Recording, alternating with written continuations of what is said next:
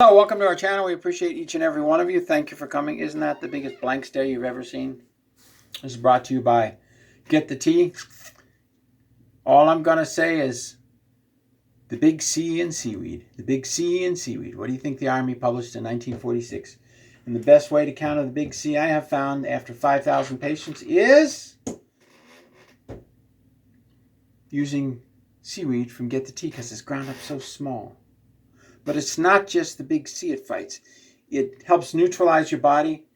And according to the National Institutes of Health, it has, well, I won't get into that, but it has great favorable properties when it comes to the big C. I don't know why the phone's blinking on and off. You're just going to have to put up with that because we're being monitored and the monitor's going up and down. I hope that helps. How do you deal with a president who goes to sleep for 2 days when Israel is being attacked with 5,000 U.S.-made rockets?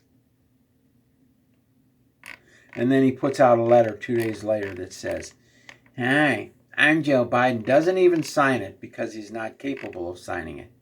"We're going to provide consulate services for citizens impacted. You're being held hostage. We're going to have the consulate do something about it." American consulates are worthless. I know. I've been there as an ambassador. And the U.S. consulate is as worthless as teats on a warthog. And how do you deal with the Secretary of State who's one day black hair, thin, playing a guitar, getting drunk and high, and the next day comes out with a wig on? It's not a wig, though. It's a whole mask. How do you deal with this? His eye colors are different. Unbelievable. So what's happening in Israel is the Palestinians went in with M4 machine guns, shot all the police, and then started murdering citizens and capturing them. They killed all the police. That was the first on the agenda. And the peace rally, of course, machine gun a bunch, pull them by the hair, take them as hostages, be man and bully and all that. When they cut off the electricity in the cities and they cut off the water, and they will, and it will be in the wintertime when there'll be maximum casualties. That's my guess. That's my opinion. I'm allowed to tell my story. My story is when you go in, you cut off the power and water in the wintertime. What are you going to do? Here in Gaza, Egypt won't even build a city for these people outside of Gaza for them to go to because Egypt is a bunch of selfish freaks. All the wealth is concentrated at the top, and they've got everybody believing if you die for Allah, you go to heaven quickly.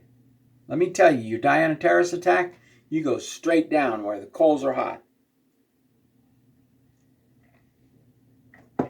I don't care what your imams say. Read the Quran and the Bible, for God's sakes. Listen to Yeshua, who is mentioned by Muhammad many times as the Son of God. He was the last prophet of God. So listen to the Son of God. Come on, Muslims. Read the books. Read. Many of them can't read. Being literate is not important in the Muslim world. And women are not allowed to go to school in the Muslim world. They can't learn mathematics or read. So here, the Israeli government is cutting off the water and power for part of Israel. Palestine is legally part of Israel, but there was a border dividing them. So Israel is legally killing Israeli citizens, according to the United Nations. So the blockade includes ban on admission of food, water, electricity, and fuel. They've cut them off. They're rebuilding the fence. Unbelievable. What are you going to do? How are you going to survive this? You can't go over the wall.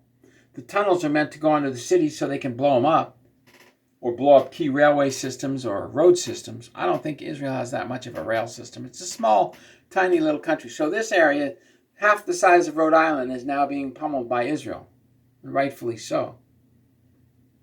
What are you going to do? It's a good survival question because what if they quadrant off Boise after, like they did with Hurricane Andrew, where they quadranted off the city, and if you tried to leave, they had snipers. What are you going to do here? You got enough food and water and toilet paper and ammunition, heat, communications, gold and silver, which will eventually be used as money when they stabilize the situation, because Egypt's not going to help. Why are we harping on Egypt? What is it about Egypt that is so evil?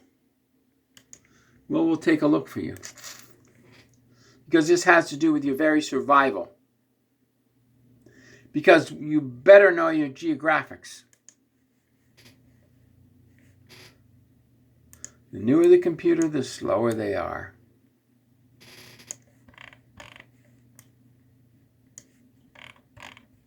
This is Egypt. This is Israel. The attacks on Israel came in here too. This is the Gaza Strip.